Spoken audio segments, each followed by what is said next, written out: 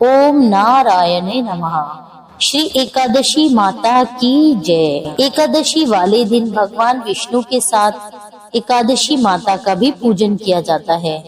आज के दिन एकादशी माता की व्रत कथा भी अवश्य पढ़नी और सुननी चाहिए। आज की इस वीडियो में आप सुनेंगे ग्यारस माता की संपूर्ण कथा आरती सहित। आइए मेरे साथ प्रेम पूर्वक और प्रसन्नचित्त मन से ग्यारस माता की कथा का श्रवण कीजिए।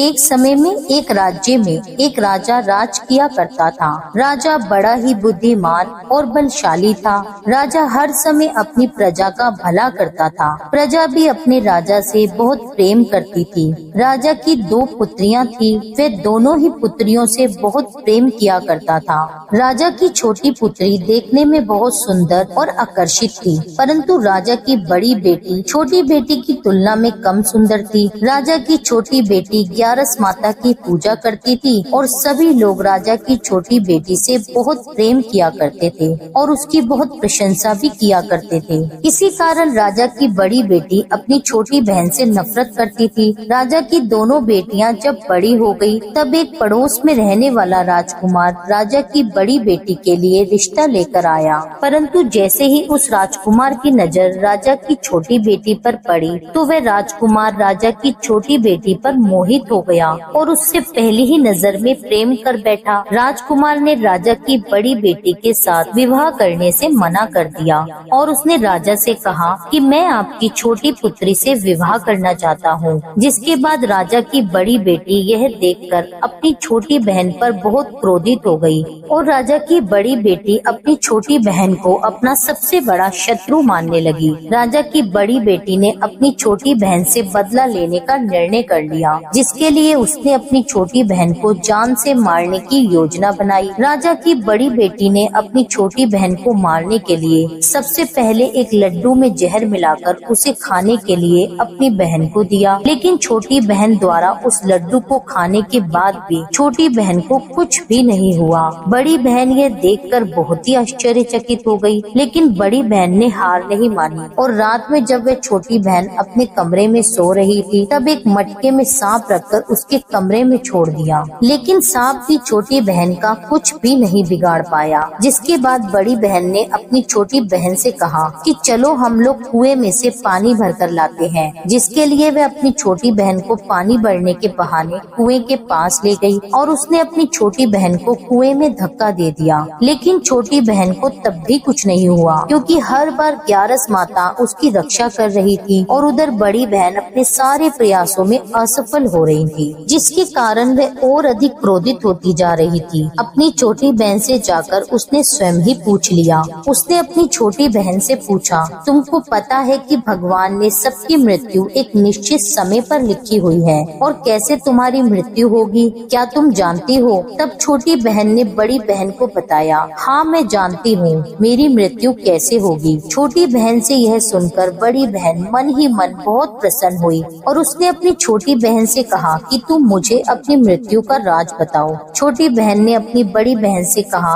कि मेरी मृत्यु तो एक तोते में है। जो तोते के गले में एक हार है, उससे मेरी मृत्यु होगी। जब तक कोई भी व्यक्ति तोते को मारकर वह हार अपने गले में पहनेगा तो मैं मूर्छित हो जाऊंगी, और जैसे ही उस हार को अपने गले से उतारेगा तो मैं वापस से जीवित हो जाऊंगी। अपनी छोटी बहन का यह राज सुनकर बड़ी बहन बहुत प्रसन्न हो गई और उसने अपनी छोटी बहन को मारने के लिए उसके पालतू तोते को ढूंढना शुरू कर दिया। और छोटी बहन को इस बात का आभास भी हो गया था कि कोई उसकी जान लेना चाहता है, जिसके लिए वह अपने पिता के पास गई और उसने अपने पिताजी से कहा कि हे पिताजी, मेरी मृत्यु के बाद आप मुझे जलाइएगा मत, बल्कि आप मुझे अपनी पुरानी वाली हवेली में एक पलंग पर लेटाकर छोड़ दीजिए। अपनी छोटी लड़की की यह बात सुनकर राजा बड़ा ही हैरान हुआ। राजा ने अपनी बेटी से पूछा, बेटी तुम ऐसा क्यों कह रही हो? तब राजा की बेटी बोली, समय किसी के लिए नहीं रुका है, कब क्या हो जाए किसी को कुछ पता नहीं। फिर राजा ने अपनी छोटी बेटी से कहा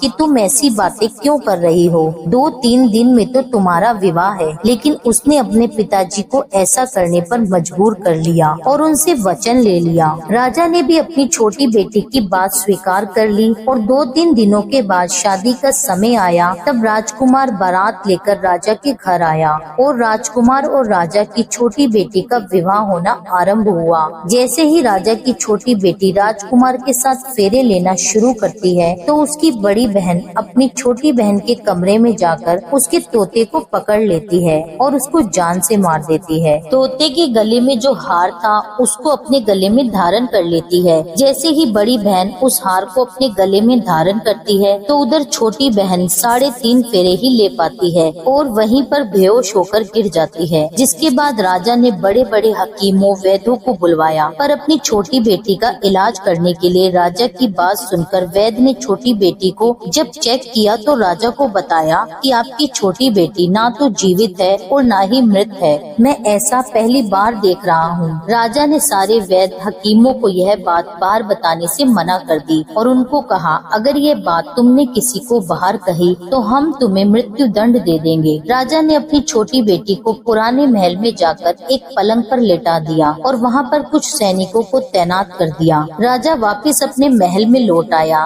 राजा की बड़ी बेटी अपने पिताजी के पास आई और कहने लगी, पिताजी, अगर ये शादी संपन्न नहीं हुई तो आपकी इज्जत का क्या होगा? आप कहें तो मैं आपकी इज्जत बचाने के लिए राजकुमार से विवाह करने के लिए तैयार हूँ। जिसके बाद राजा ने अपनी बड़ी बेटी की बात मान ली और राजा ने अपनी बड़ी बेटी को छोटी बेटी का जोड़ा पहनाकर विवाह मंडप में बिठा दिया। परंतु राजकुमार ये जान गया कि ये राजा की छोटी बेटी नहीं है बल्कि ये राजा की बड़ी बेटी है। लेकिन जब राजकुमार ने विवाह करने से मना किया तो सभी लोगों ने राजकुमार को विवश करके बचे हुए फेरों को संपन्न करा दिया और विवाह करवा दिया। जिसके बाद राजकुमार राजा की बड़ी बेटी को अपने साथ महल में ले गया। अब राजकुमार राजा की बड़ी बेटी से न तो बात किया करता था और न ही उसको पसंद करता था। राजकुमार ने ये फैसला लिया था कि वह अपनी प्रेमिका को ढूंढ कर रहेगा और यह जान कर रहेगा कि उसके साथ क्या हुआ है। एक दिन राजकुमार अपने घोड़े पर सवार होकर राजा के पुराने महल के पास पहुंच गया, जहां पर उसने कुछ सैनिकों को देखा। महल के पास पहुंचकर राजकुमार ने ध्यान से देखा तो वह समझ गया कि यह तो हमारे ससुर जी का महल है। तब राजकुमार ने सैनिकों से पूछा कि तुम लोग यहाँ क्या कर रहे हो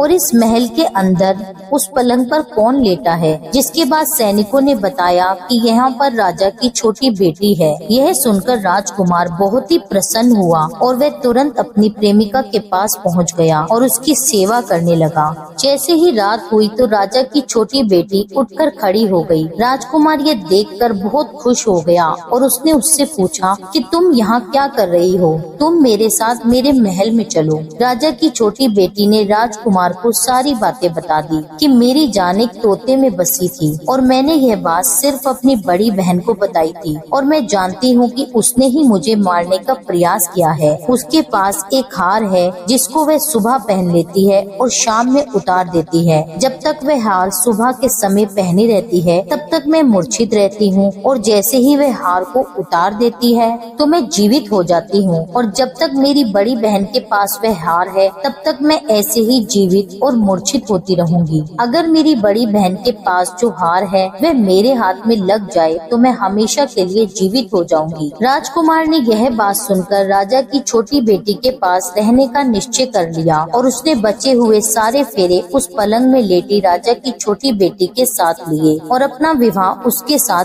पूर्ण कर लिया और वहीं पर रहने लगा। देखते ही देखते कुछ समय बाद राजा की छोटी बेटी और राजकुमार की पत्नी गर्भवती हो गई। एक बार राजकुमार को किसी काम से बाहर जाना पड़ा। तब छोटी बेटी के पेट में बहुत तेज दर्द होने लगा, जिसके बाद उसने ग्यारस माता का आह्वान किया। उसी समय वहाँ पर ग्यारस माता प्रकट हुई और उन्होंने अपने भक्त के दर्द को दूर किया और उसे एक पुत्र की प्राप्ति हुई। उसी समय वहाँ पर अचानक से राजकुमार भी आ पहुँचा। राजकुमार ने जब ग्यारस माता को देखा तो वह आश्चर्यचकित हो गया और उसने तुरंत माता को प्रणाम किया और ग्यारस माता ने राजकुमार से कहा, जब तुम्हारा ये पुत्र 5 वर्ष का हो जाए तब तुम अपनी पत्नी का हार लाकर इसके गले में डाल देना। और देखते ही देखते राजकुमार और राजा की छोटी बेटी का पुत्र 5 वर्ष का हो गया। तो राजकुमार अपने बेटे से कहता है कि बेटा, मैं कुछ काम से बाहर जा रहा हूँ, तुम अपनी माता का ध्यान ध्यान रखना। और यह कहकर वहाँ से चला गया। राजा को बाहर निकलता देखकर बड़ी बहन के सैनिक देख लेते हैं और बड़ी बहन को जाकर सारी बातें बता देते हैं। जिसके बाद बड़ी बहन अपनी छोटी बहन के पुत्र को वहाँ से उठवा लेती है और उसको मरवा देती है। अपनी छोटी बहन के बेटे के 2 टुकड़े करवा देती है। पहला टुकड़ा चक्की के पास छुपा देती है और दूसरा टुकड़ा अपने पलंग के नीचे रख देती है। अब ग्यारस माता भिखारन का रूप लेकर आती हैं। एक भिखारन का रूप धारण कर बड़ी बहन के यहाँ भिक्षा मांगने लगती हैं। बड़ी बहन अपने नौकरों से कहती है कि जाओ उसको भिक्षा दे दो।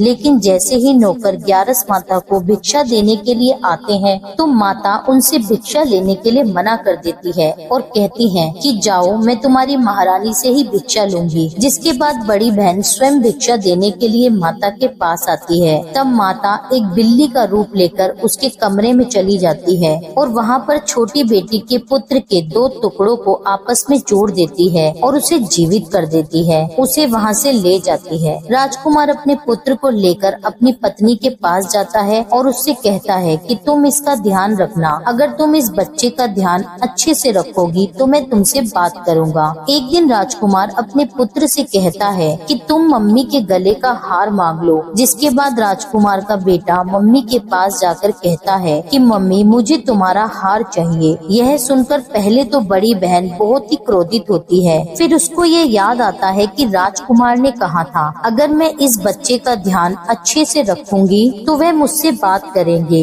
जिसके कारण वह हार उस बच्चे को दे देती है और वह तुरंत हार ले जाकर अपने पिताजी को दे देता है। और तभी राजकुमार अपने बेटे को लेकर वहाँ से जाने लगता है तो उसकी पत्नी से कहता है कि तुम हमारे लिए खाना बनाकर रखना, मैं शाम को आकर तुम्हारे साथ खाना खाऊंगा। और वह अपने बेटे को लेकर वहाँ से चला जाता है और वह राजा के पास जाकर सारी बात राजा को बता देता है। राजा अपनी बड़ी बेटी की इस करतूत को सुनकर बहुत ही क्रोधित होते हैं और अपनी परवरिश पर शर्मिंदा होते हैं और दोष देने लगते हैं और राजकुमार को अपनी छोटी बेटी के साथ रहने का आदेश देते हैं। इस प्रकार ग्यारस माता और एकादशी माता की कृपा से राजकुमार और राजकुमारी खुशी खुशी अपना जीवन व्यतीत करते हैं। बोलिए ग्यारस माता की जय। हे ग्यारस माता, जिस प्रकार अपने राजकुमार और राजकुमारी के परिवार की रक्षा करी, उसी प्रकार से कथा कहने, सुनने और हुंकारा भरने वाले सभी के परिवारों की रक्षा करना था। ओम जय एकादशी माता, जय एकादशी माता। विष्णु पूजा व्रत को धारण कर शक्ति मुक्ति पाता। ओम जय एकादशी माता, तेरे नाम गिनाऊं देवी, भक्ति प्रदान करनी, गण गौरव की देनी माता, शास्त्रों में वरनी। ओम जय एकादशी माता।